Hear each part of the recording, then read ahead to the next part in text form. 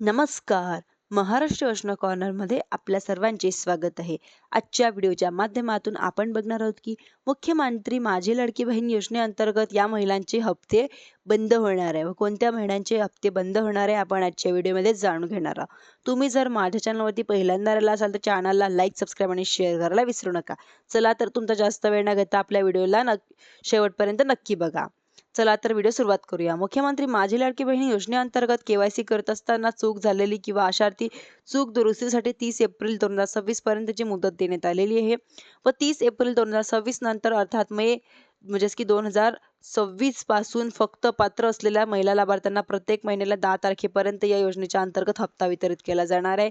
यांच्या अंतर्गत भरपूर साऱ्या अशा महिला लाभार्थी यांची केवायसी चुकलेली होती, दुरुस्त करण्यासाठी आवाहन करण्यात आलेले आहे व 30 एप्रिलपर्यंत मुदतवाढ देण्यात आलेली आहे. परंतु भरपूर साऱ्या अशा महिला लाभार्थ्यांना केवायसी करत असताना आपला आधार नंबर या केवायसी दुरुस्तीच्या यादीमध्ये नाही व एरर येतोय.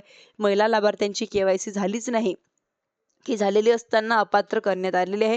हे सुद्धा थोडक्यामध्ये आपण समजून घेणार आहोत की तुमची ई केवायसी झालेली आहे का व ऑनलाईन पद्धतीने कसं बघायचं हे सुद्धा आपण आजच्या व्हिडिओमध्ये बघणार आहोत की योजनेच्या अंतर्गत निकष जे लागलेले आहेत त्या निकषामध्ये ज्या महिला बसणार आहेत त्या महिलांनाच या ठिकाणी हप्ता मिळणार आहे. महिला लाभार्थ्यांच्या घरी त्यांच्या पतीचे नावे किंवा कुटुंबातील व्यक्तींच्या नावे चारचाकी जर असली, JCB असलं किंवा इतर मोठी मोठी वाहने असली तर अशा प्रकारचे जर वाहन असतील तर महिला लाभार्थी या ठिकाणी अपात्र करण्यात आलेले आहे. ITR रिटर्न भरणारे जे असतील, घरांमध्ये असतील किंवा उच्च उत्पन्न गट असतील किंवा महिला लाभार्थी यांच्यामध्ये अपात्र करण्यात आलेले आहे. किंवा सरकारी नोकरी असतील किंवा सरकारी नोकरदार कोणी तुमच्या घरामध्ये राहणारे असतील, म्हणजे की तुमच्या फॅमिलीमधले कोणी सरकारी नोकरीवरती असतील, अशा महिला सुद्धा या ठिकाणी अपात्र करण्यात आलेल्या आहे. व शासनाच्या इतर योजनांच्या अंतर्गत आता 1000 रुपयापेक्षा जास्त अनुदान घेणाऱ्या महिला लाभार्थी असतील किंवा त्यांना अपात्र करण्यात आलेले, जसं की संजय गांधी निराधार योजनेचे लाभार्थी असतील किंवा इतर काही दुसऱ्या योजनांचे लाभार्थी असतील तुम्ही, तर तुम्हाला या ठिकाणी अपात्र करण्यात आलेले आहे.